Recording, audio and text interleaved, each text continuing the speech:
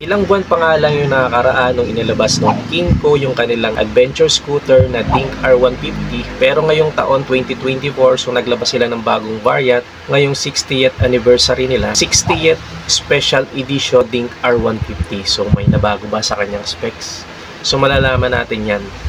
Tara, silipin natin.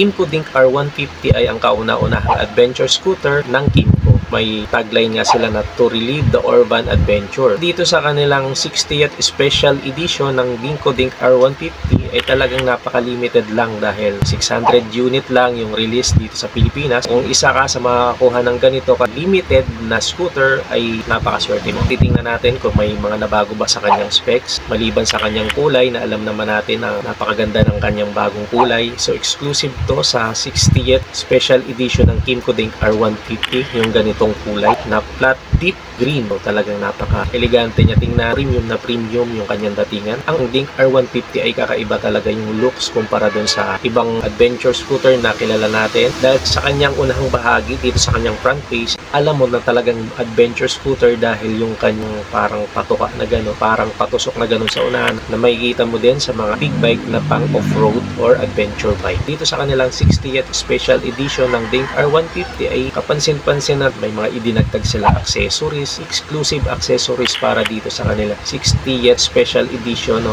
Itong mga accessories na to ay kasama na mismo sa unit, so hindi ka na magpapakustomize or bibili pa sa mga aftermarket para lagyan ito. Halimbawa, gusto mong papormahin, gusto mong lagyan ng ganito, ito hindi ka na mamumroblema dahil isinama na ng Kymco yung mga accessories na to. Yung kanilang full body crash guard, napaka-useful nito. Alam naman natin na pagka may crash guard, talagang ito yung unang sasalo or unang magagasgasan or para hindi magasgasan ang mga pairings mo kapag may mga biglaang aksidente or mga di inaasahang biglang matumba yung motor mo. Napaka-useful nito, lalo na sa mga adventure scooter na alam naman natin na pang off-road siya.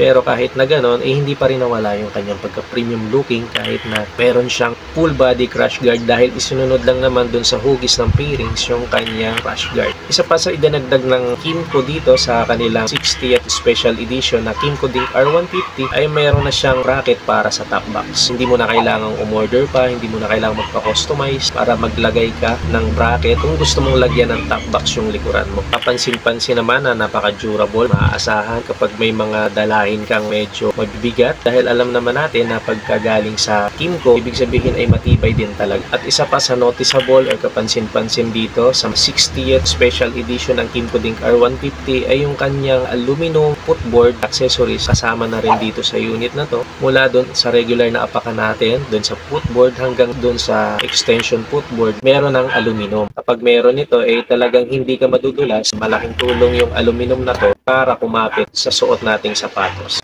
Tapos syempre sa kanyang decal, sa kanyang stickers dito, so kapansin-pansin dito sa may gilid niya, mayroong 60th Special Edition na emblem. Pag meron ka nitong emblem na to, alam mong kakaiba yung motor mo dahil 60th Anniversary Special Edition siya. Dito naman sa kanyang gilid, sa bandang hulihan, ay may naka-emblem na Dink R at nasa ilalim ang Special Edition. Medyo minimalist lang yung motor na to. So lahat ng accessories na to, isama natin yung crash guard, yung kanyang bracket sa likuran, tapos yung aluminum footboard.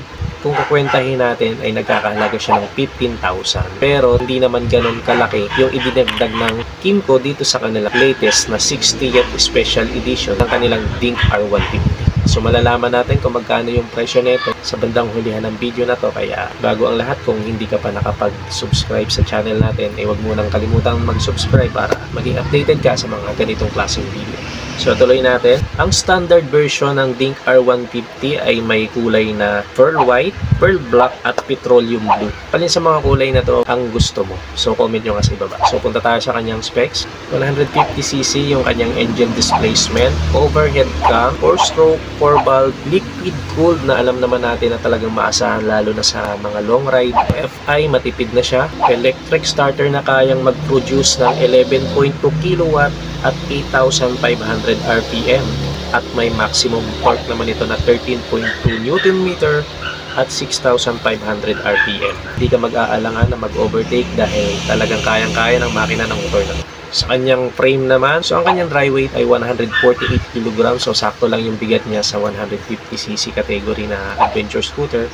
Yung kanyang length, width at height ay 1,957 by 785 by 1,297 mm. Yung kanyang seat height naman ay saktong-sakto lang dahil adventure scooter siya. Ay may sukat na 783 mm. Yung kanyang wheelbase ay 1,374 mm. Hindi ka na din talaga mayat-maya magpapagas dahil sa laki ng kanyang tank capacity na may 10.7 liters at tatakbo ka ng 400 kilometers bago ka ulit magpagas. Sa kanyang unahang gulong, makikita natin yung kanyang sukat na medyo bulky, 120/70 by 13. Sa hulihan naman ay 130/70 by 13. So para sa tubeless, yung kanyang wheel ay alloy yung material, telescopic fork yung kanyang suspension sa unahan, at ang mahalaga nito ay naka-dual shock sa hulihan. Alright, sa kanyang front brake, ayan, so naka-disc brake siya, ABS na siya, dual channel ABS siya. Ibig sabihin, naka-disc brake din yung likuran na meron ding ABS. Alam naman natin na kapag equipped ng ABS ay iwas talaga tayo sa disgrasya dahil kapag biglaan tayo nagpreno ay hindi maglalak yung ating mga brake.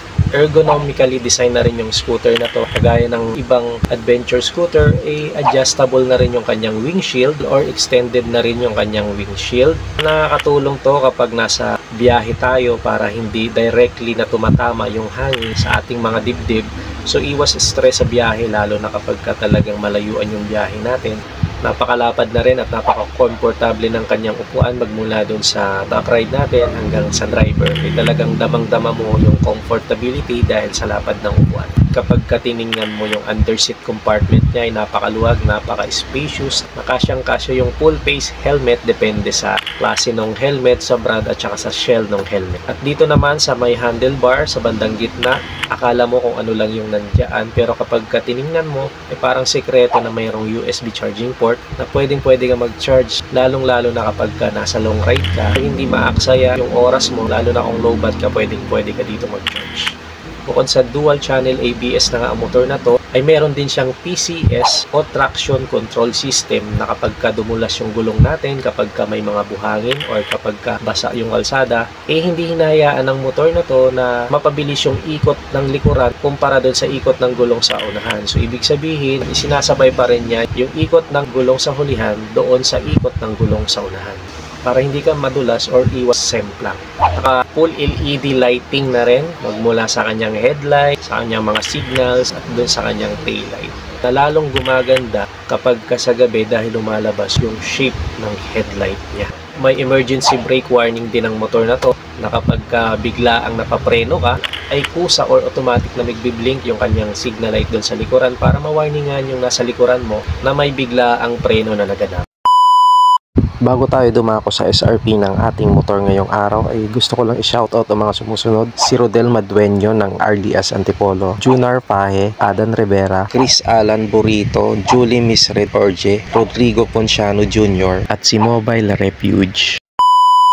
Ang SRP ng regular Dink R150 ay nasa 152,900 at ang SRP naman ng Kymco Dink R150 60th Special Edition ay 160,000 lamang, considering na nasa 15,000 ang mga accessories na inilagay ng Kymco dito.